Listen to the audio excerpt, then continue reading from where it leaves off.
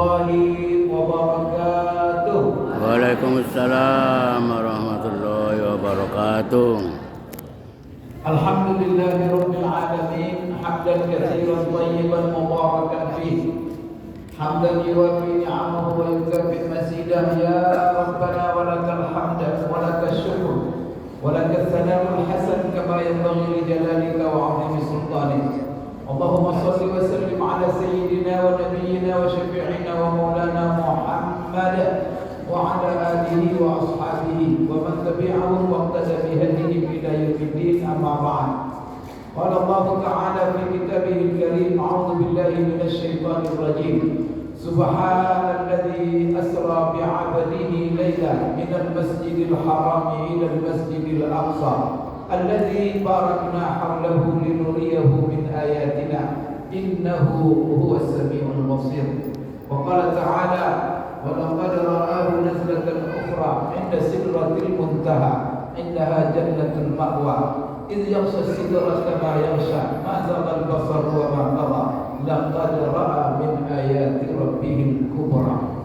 Wa qala ta'ala ya ayyuhalladzina amanu kutiba alaikumus siyam kama kutiba alal ladzina min qablikum la'allakum tattaqun ayyaman ma'dudat. Wa qala syahru ramadhan alladzi unzila fihi al-Qur'an hudan lin-nasi wa bayyinatin minal huda wal furqan faman syahida minkum asy-syahra falyasum.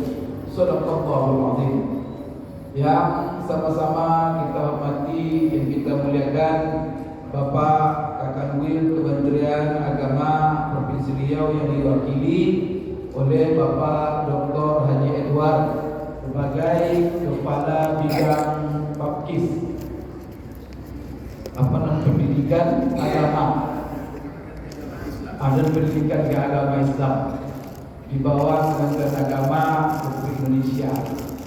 Kemudian yang sama-sama kita hormati Ibu anggota DPRD Provinsi Riau yang Masya Allah tadi telah memberikan sambutannya di hadapan kita bersama, dan ini adalah menunjukkan kepeduliannya beliau kepada pendidikan MDTA. Kemudian yang sama-sama kita hormati, kita muliakan Kepala MK2 MDTA Bapak Dr. Ghazwaini. Dalam hal ini tentu yang mengepalai, yang menakodai organisasi ini. Kemudian yang sama-sama kita hormati tentu Bapak Ibu sekalian adalah Bapak PJ Wali Kota yang diwakili oleh staf ahli ekonomi dan pembangunan yang barusan kita mendengarkan sambutan, dan juga Bapak Ibu sekalian kepedulian pemerintah Kota Pekanbaru kepada Bapak Ibu sebagai guru-guru MDTA di Kota Pekanbaru. Kemudian yang saya muliakan dan yang kita banggakan bersama Bapak Ibu sekalian sebagai pahlawan-pahlawan, pejuang-pejuang, pendidik-pendidik, Masya Allah, yang tidak mengenal lelah, kemudian yang tidak mengenal pamrih, mau turun honor tidak mau turun honor, tetap mengajar dan tetap mendidik anak-anak kita. Subhanallah. Oleh karena itu pertemuan kita pada siang hari berbahagia ini, Bapak Ibu sekalian, ini adalah untuk menguatkan kita bersama dan untuk mengingatkan kepada kita perjuangan yang luar biasa untuk mendidik anak-anak kita supaya mereka memiliki, Bapak Ibu sekalian, dari dini. Karena ini adalah diniyah awaliyah, takmiliyah. Dari dini mereka sudah kita ajarkan. Karena kewajiban orang tua yang pertama kepada anak adalah di dalam Islam mendidik mereka agama. Dan ini apa? Diwakili oleh Bapak Ibu sekalian sebagai kepala sekolah guru-guru MDTA di Kota Pekanbaru. Ini adalah amal yang luar biasa, dan ini adalah amal jariah. Karena itu Ali bin Abi Thalib mengatakan, kalau seandainya aku dibolehkan saya sujud kepada manusia, maka saya sujud kepada orang yang mengajarkan huruf alif kepada saya. Begitulah penting pendidikan Al-Quran, pendidikan agama Bapak Ibu sekalian kepada anak-anak, mulai dari umur mereka ini ya, awaliyah. Bapak Ibu sekalian yang dimuliakan Allah, pada hari ini kita memperingati ada dua acara. Pertama sekali adalah peringatan Isra dan Mi'raj Nabi kita Muhammad Sallallahu Alaihi Wasallam. Yang kedua, kita juga diingatkan akan kedatangan bulan suci Ramadan. Pertama sekali tentu Bapak Ibu sekalian, saya mengajak kita bersama bersyukur kepada Allah Subhanahu Wa Taala karena tidak ada kita menyangka bahwa kita sudah sampai kepada bulan Sya'ban 1444 Hijriah. Banyak orang-orang yang Bapak Ibu dahulu 1443 di bulan Sya'ban masih bersama kita, tapi 1444 tidak ada yang bersama kita. Kenapa? Karena mereka lebih dahulu dipanggil oleh Allah Subhanahu Wa Taala. Alhamdulillah, kita masih diberi umur panjang oleh Allah dan aroma Ramadan sudah tercium harum. Mudah-mudahan kalau saya lihat ini semuanya wajah-wajah yang berumur panjang. Apa?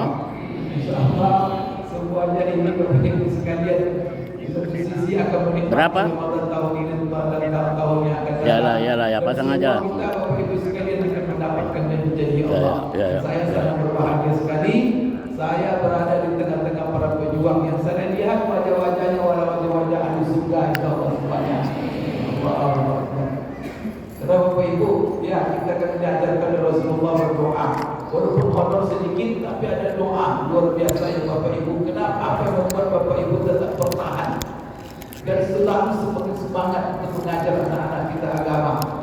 Karena doa itu adalah bukan honor yang kita cari, tapi Allahumma inna nas'aluka ridhaka wal, ya Allah. Jadi kalau menerima honor sedikit, wajar berdoa itu. Ya Allah, bukan honor yang saya cari, tetapi Allahumma inna nas'aluka ridhaka wal jannah. Nah, kalau umpamanya apa? Dijanjikan honor dan turun umpamanya baca Allahumma inna nas'aluka ridhaka wal jannah. Begitu.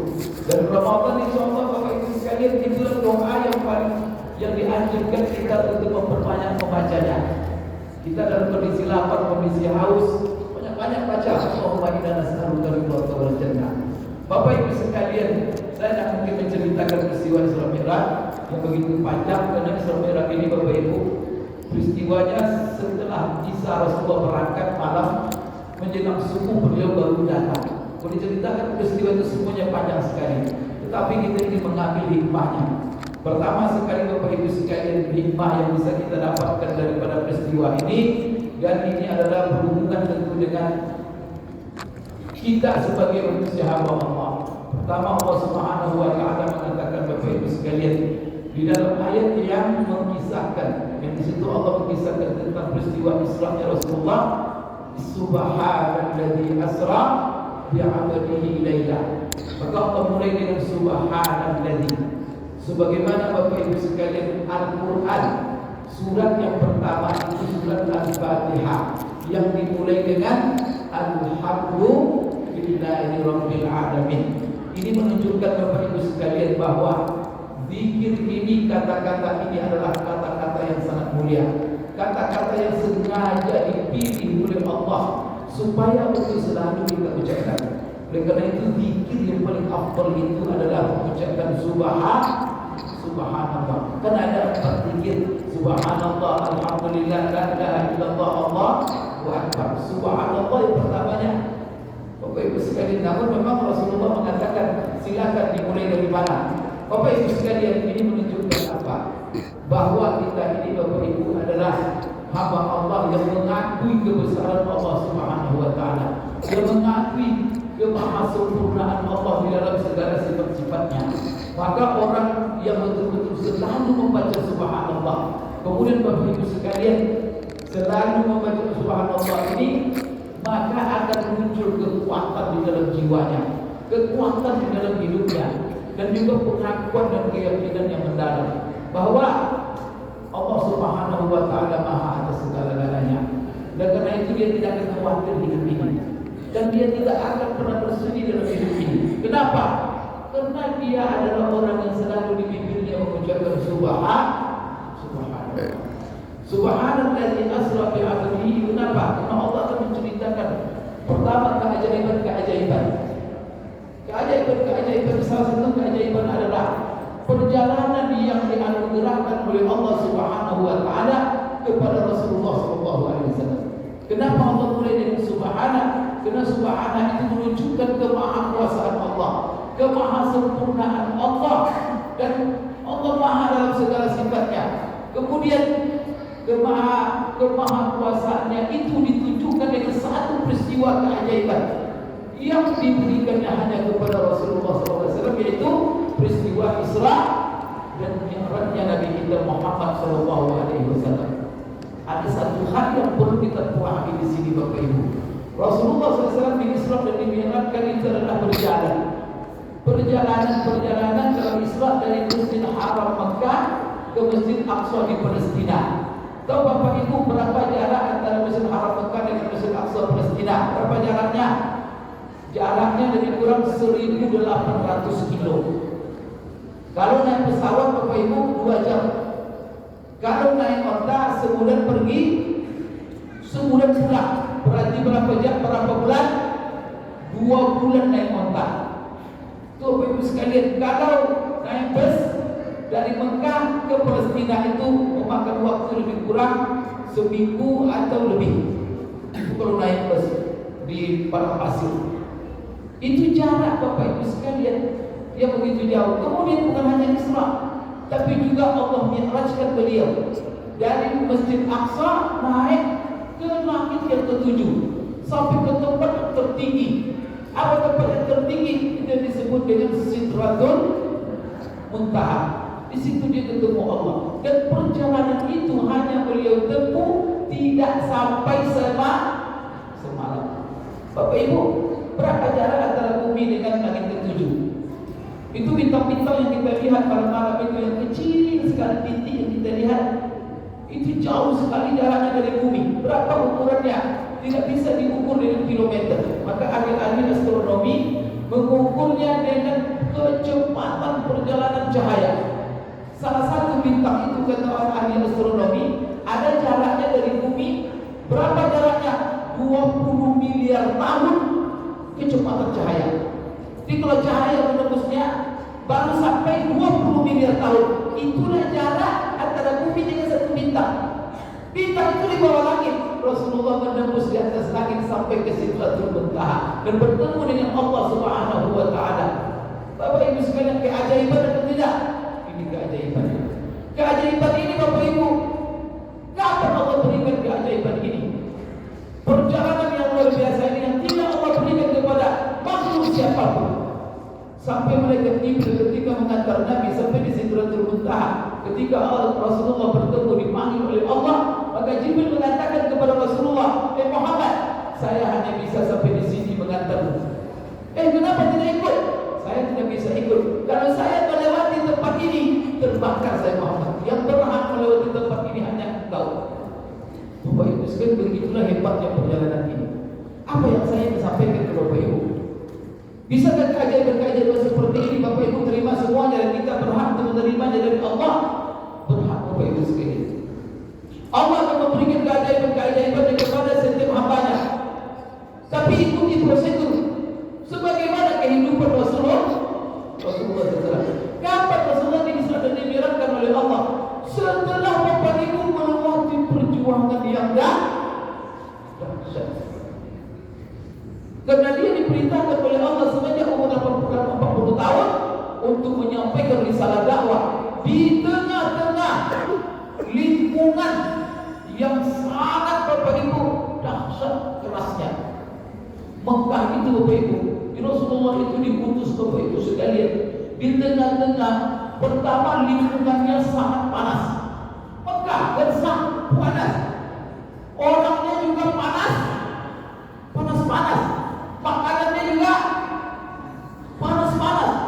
Sehingga disebut mereka itu kondisi hidup mereka jahiliyah. Keras kepala, suka perang. Kemudian Bapak Ibu sekalian, banyak sekali. Karena itu bagaimana mereka memperlakukan perempuan, bagaimana mereka memperlakukan bayi, bagaimana mereka kehidupan sosial mereka yang ampur-adul, seluruh kejahatan macam-macam Bapak Ibu sekalian. Di situ Rasulullah SAW diutus. Kemudian beliau benar. Dari awal kehidupan beliau sampai 40 tahun, beliau luar biasa Bapak Ibu sekalian. Dipuji-puji dan dipuja-puja oleh orang-orang Quraisy. Bahkan beliau ditokohkan. Dan bahkan beliau sering kalau orang-orang Quraisy menghadapi masalah-masalah besar, siapa yang diminta untuk menyelesaikannya adalah Rasulullah SAW. Dan sebelum Rasulullah menyampaikan dakwahnya, orang-orang Quraisy sendiri yang menggelar beliau. Apa gelarnya? Al-Amin. Tapi setelah beliau menyampaikan dakwahnya, dan dakwahnya itu adalah menegakkan bendera tauhid la ilaha illallah, ketika itu beliau mendapat perlawanan yang sengit. Perlawanan itu macam-macam Bapak Ibu sekalian. Pertama sekali intimidasi fisik. Maka berkali-kali orang-orang Quraisy mencoba untuk membunuh Rasulullah SAW. Bayangkan, Abu Jahal itu berapa kali dia nyewa orang untuk membunuh Nabi. Bahkan ada orang kuat yang dibayar oleh Abu Jahal untuk mengangkat batu ketika Rasulullah sujud dekat Ka'bah. Tapi apa yang terjadi ketika batu diangkat dan berjalan untuk menimpakannya kepada kepala Nabi? Ketika itu tiba-tiba ada singa yang menganga menyerangnya, langsung dia lari kotak. Karena Rasulullah dijaga oleh Allah. Beliau ketika sholat bersujud di Ka'bah, dilepari, ditaruh di tempat sujud beliau kayak onta. Kemudian pernah beliau diikat dan diseret. Kemudian yang lebih parah lagi Bapak Ibu dengan kata-kata. Beliau dibilang gila, beliau dibilang sihir, dihina, dicaci macam-macam. Sampai menjelang hijrah beliau dikepung rumahnya untuk dibunuh bersama-sama oleh orang Quraisy. Bapak Ibu sekalian, puncaknya Bapak Ibu sekalian sebelum Islam Mi'raj, apa penderitaan yang beliau hadapi? Orang-orang yang membagi beliau selama ini, Abu Thalib meninggal dunia, Khadijah meninggal dunia. Setelah itu semena-mena orang Quraisy terhadap beliau, sehingga beliau terpaksa keluar karena diusir oleh orang-orang Quraisy beliau dari Mekah. Pergi beliau ke Taif mencari orang-orang yang kira-kira mungkin akan melindungi beliau dan akan bisa bersama beliau. Pergi ke Taif, tiba-tiba ditawarkanlah. Karena Rasulullah itu tidak segan-segan. Kemana pergi dia kibarkan dakwah Islam dan dia ajak orang untuk beriman. Dan dia tidak segan walaupun dia tahu bahwa orang itu menolaknya. Kalau kita ada orang tahu menolak, kita akan ajak lagi kan? Kalau Rasulullah enggak. Rasulullah tak peduli kalau itu kebenaran. Maka Rasulullah akan sampaikan, mau didengar atau tidak, diterima atau tidak, kalau itu benar. Maka ini sikap ini perlu kita Bapak Ibu sekalian. Apa di antaranya? Bahwa Rasulullah SAW ketika dia pulang Isra dan Mi'raj, hanya satu malam, tak sampai satu malam. Ketika dia sampai menjelang subuh, duduk beliau di Ka'bah, ketemu dengan Abu Jahal. Abu Jahal ketika lihat Rasulullah berbenung begitu, dia bilang, "Hai Muhammad, informasi apa yang baru pada pagi ini yang engkau mau ceritakan sama saya? Adanya informasi baru?" Lalu Rasulullah tahu, ini Abu Jahal. Abu Jahal pasti tidak percaya. Maka Rasul ceritakan, walaupun dia tahu Abu Jahal tidak percaya. Saya dari malam setelah Isya berangkat ke Palestina. Kemudian menjelang subuh saya datang. Langsung dicibir dia oleh Abu Jahal. Lalu dia bilang, maukah saya kumpulkan orang-orang untuk mendengarkan ceritamu ini, hai Muhammad? Silakan kumpulkan. Maksud Abu Jahal supaya apa? Ini kesempatan supaya orang tidak lagi mau percaya kepada dari mana setelah Isa. Padahal Abu Jahal sebelum pergi sebulan pulang. Mau saya kumpulkan semua orang? Silakan. Kumpul dipanggil orang-orang Quraisy. Ayo. Ini ada berita benar dari Muhammad. Berkumpullah orang-orang Rasulullah cerita. Ketika Rasul cerita, bersorak-sorak mereka. Ada yang bilang gila, ada yang bilang apa, ada yang bersiul, ada yang macam-macam. Ada yang cerita. Tak masuk akal kan? Tapi Rasul tetap menyambung ceritanya. Sehingga Abu Jahal ketika itu Ibu sekalian mencari Abu Bakar untuk memalingkan Abu Bakar, masih percaya juga dia. Maka ketika ketemu dia dengan Abu Bakar, Abu Bakar masih percaya juga temanmu itu sebagai gila saja. Katanya tadi malam dia pergi ke Masjid Aqsa, subuhnya. Padahal kamu tahu sendiri bahwa kita sering pergi ke sana berdagang, sebulan pergi, sebulan pulang. Ada yang bilang satu malam. Bapak Ibu sekalian, tapi Rasulullah SAW tak peduli, diceritakannya. Walaupun dia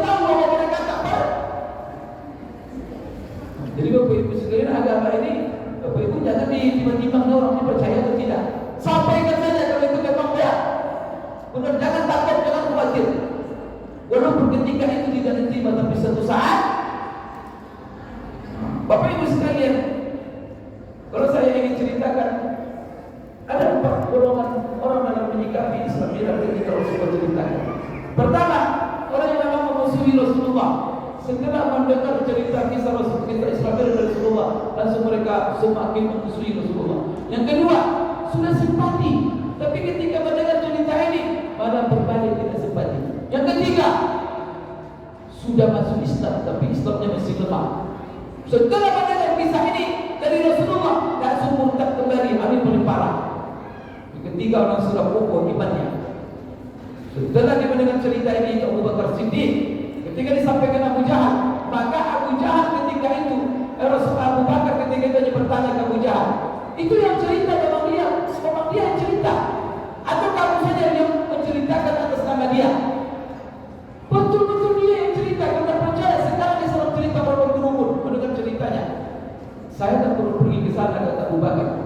Kalau dia yang memang cerita, jangankan ke Palestina, dia bilang tadi malam ke langit, saya percaya. Kalau memang dia cerita.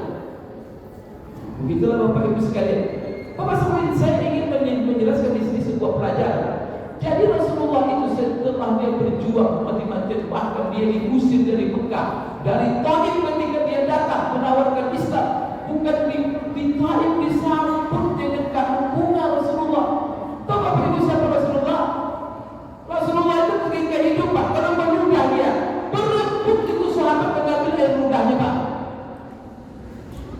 Kalau Rasulullah sedang berwudu, berebut sahabat mengambil sisa air, berebut, Pak. Manusia mulia, manusia berkah. Kalau ada mendapat ratu Rasulullah mencukur, disimpan itu rapi-rapi, Pak. Kena berkah semua hidupnya itu. Manusia yang paling mulia seperti itu, Bapak Ibu, ketika ke Taif, oleh pemuka-pemuka Taif ketika itu musyawarah mengusir Rasulullah. Bukan hanya sekedar diusir, dia diprovokasi para pemuda dan anak-anak untuk mengusir Rasulullah, sehingga bangun pemuda dan anak-anak mengusir Rasulullah sambil melempari Rasulullah dan Rasulullah lari terpirit. Padahal level sosial Rasulullah apa? Manusia terhebat yang alam raya ini mulai dari Adam sampai hari kiamat. Bapak kalau menjadi Pak RT lalu dikejar orang, kira-kira gimana? Baru level sosial kita RT lalu dikejar. Kalau tidak stres itu. Level sosial ketika diuji, kalau tinggi level sosial dapat ujian, itu bahaya jatuhnya. Tapi Rasulullah bukan jatuh.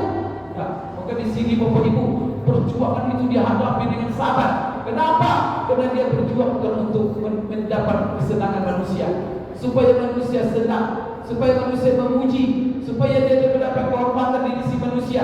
Tidak itu tujuan perjuangannya. Perjuangannya semuanya hanya karena Allah. Dan dia ketika perjuangan dahsyat, dia bukan cari duit dari perjuangannya. Maka kata Bapak Ibu sekalian, pernah orang-orang Quraisy ketika itu menawarkan kepada dia supaya berhenti dia berdakwah la ilaha illallah ini. Apa kata orang Quraisy? Muhammad, kau mau apa sebenarnya dengan dakwah ini? Apakah kamu mau menjadi pejabat? Kamu menjadi raja di antara kami? Oh, usah capek-capek Muhammad, kami sepakat menjadikan kamu orang raja di antara kami. Tapi stoplah sudah. Dikiranya Rasulullah mencari jabatan. Nah, saya di sini jawablah nanti ini Ustaz ini ceramah supaya dipilih anggota DPR RI nanti. Nah, saya ceramah ini hanya karena diminta oleh Pak Ketua Dr. Azwaini. Kalau dipilih itu lebih baik, ada masalah. Tapi bukan itu. Jangan keikhlasan. Maka Rasulullah ditawarkan kekuasaan. Yang kedua apa tawarannya? Duit, fulus. Atau kamu wahai Muhammad kepengen dari dakwahmu ini ingin cari fulus? Baik, contoh Rasulullah. Karena contoh dalam seluruh kehidupan kita siapa?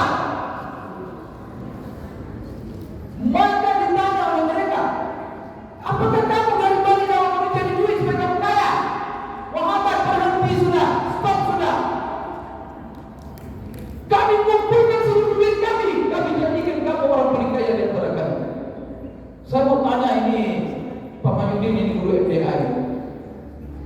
Kalau ada nanti umpamanya, Pak jangan jadi guru MDA lagi. Bapak mau cari apa guru MDA ini? Mau cari kaya? Saya kasih Bapak rumah bagus, saya kasih Bapak duit 100 juta, tapi berhenti Bapak menjadi guru MDA. Kira-kira pilih duit atau pilih guru MDA?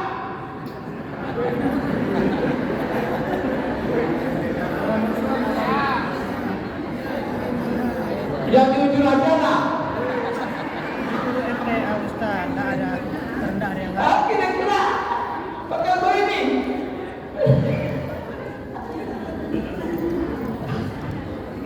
Pilih duit atau pilih jadi guru? Alhamdulillah di Kota Pekanbaru tidak ada saya dengar karena honor tak turun berhenti dia menjadi guru MDA. Ada pekerjaan ada kan? Alhamdulillah Pak Mayudin berarti mereka bukan jadi honor ini, betul-betul perjuangan, masya Allah. Contoh Rasul, akan Rasulullah bilang apa? Kita tahu kan? Jangan-jangan dia cari wanita sebanyak orang tertarik, perempuan. Atau kamu kepengen perempuan kuatan? Saya tertarik kalau wanita cantik. Sudah, kamu tak susah-susah. Kami carikan, kami kumpulkan perempuan cantik, kami jadikan bini kamu semua. Tapi berhenti kamu berdakwah. Apa kata Rasulullah menjawab? Masya Allah. Sudah selesai kalian? Rasulullah bilang, tahu kalau matahari? Nampak matahari? Nampak bulan? Kalau bisa kita mengambil matahari, kalian taruh di tangan kananku. Kalau ambil pun kalian taruh di tangan kiriku supaya berhenti aku berdakwah ini. Aku tidak akan berhenti. Putus asa mereka. Ini tidak bisa digoyang ini katanya. Disuruh berhenti, belum dia ada bisa dengan duit ini katanya, tidak bisa dengan jabatan. Karena dulu ada orang sebelum menjabat jadi guru MDA, setelah menjabat berhenti jadi MDA. Subhanallah. Bapak Ibu sekalian, jadi begitulah maksud tawaran.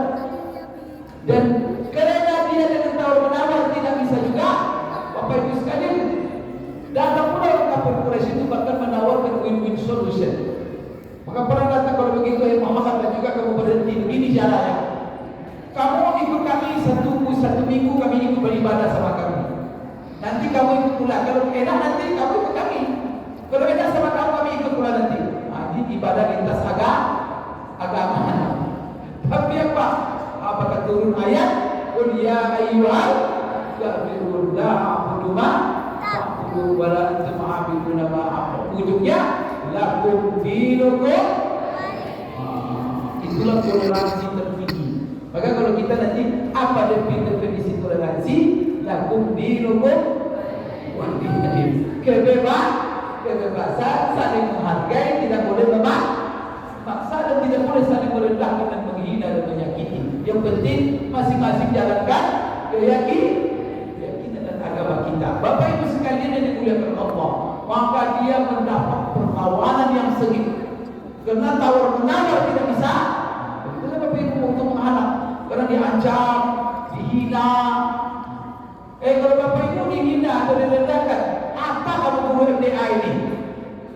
Siapa Bapak Ibu sekalian yang bangga menjadi guru MDA? Pak, apa pekerjaan Bapak? Saya guru MDTA. Dengan bangganya. Bapak Ibu bangga menjadi guru MDTA? Kenapa perlu malu?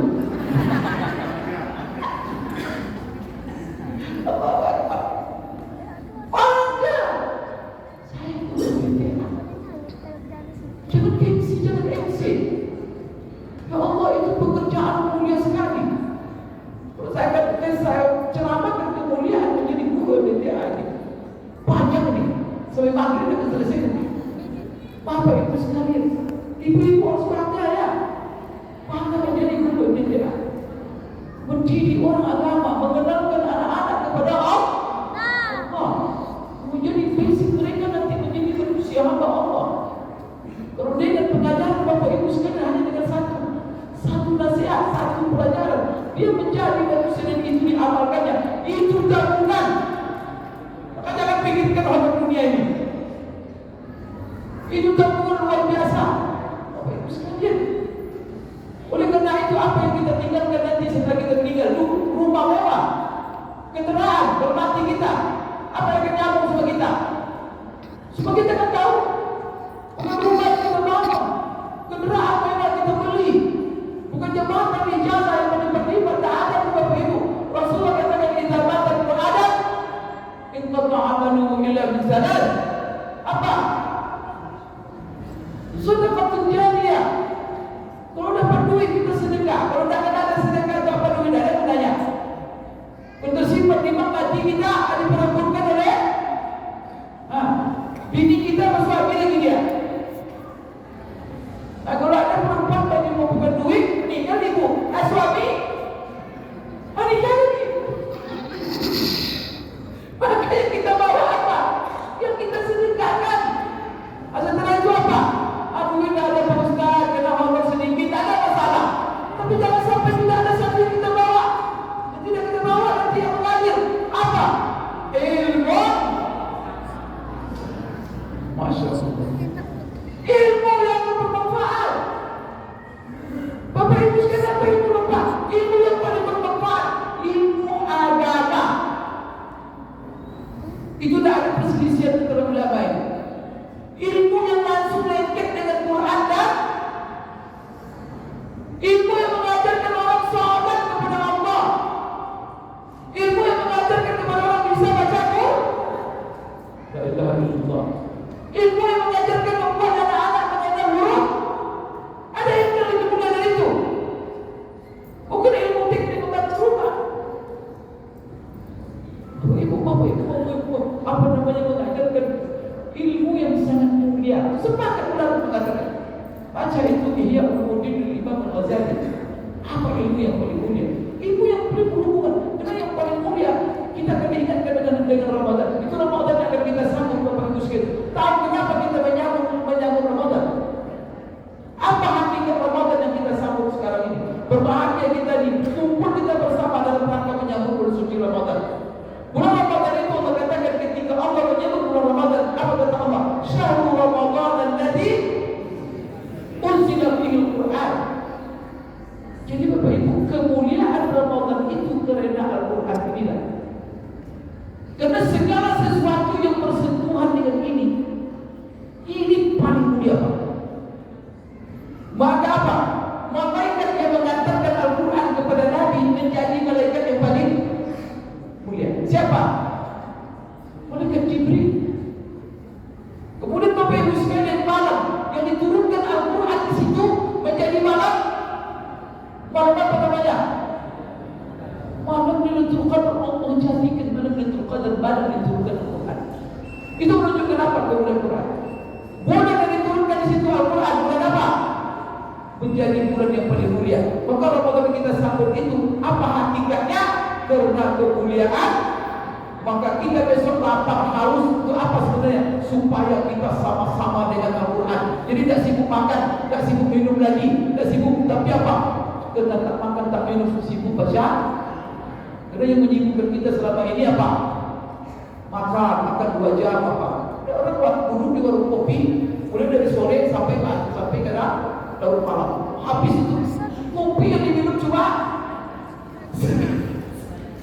tapi besok tak ada lagi, tak ada rokok, tak ada apa, supaya fokus dengan Al-Quran. Bapak Ibu sekalian, maka hadiah besar yang diberikan Allah setelah beliau berjuang, setelah beliau Masya Allah macam-macam dihina apa, maka semuanya beliau sabar karena beliau berjuang hanya untuk Allah. Allah Bapak Ibu sekalian tidak lalai, Allah tidak lupa.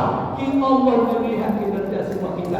Ketika Allah tahu perjuangan kita, keikhlasan kita, dan kehebatan pengorbanan kita dalam perjuangan, ketika itu keajaiban dari Allah akan datang. Tapi semuanya itu lahir dari perjuangan. Kapan Bapak Ibu sekalian?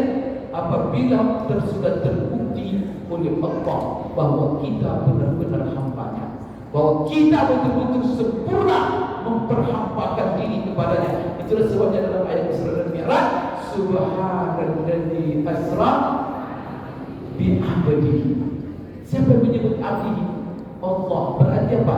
Allah sudah akui dia sebagai penghambaan dirinya kepada Allah sudah mantap.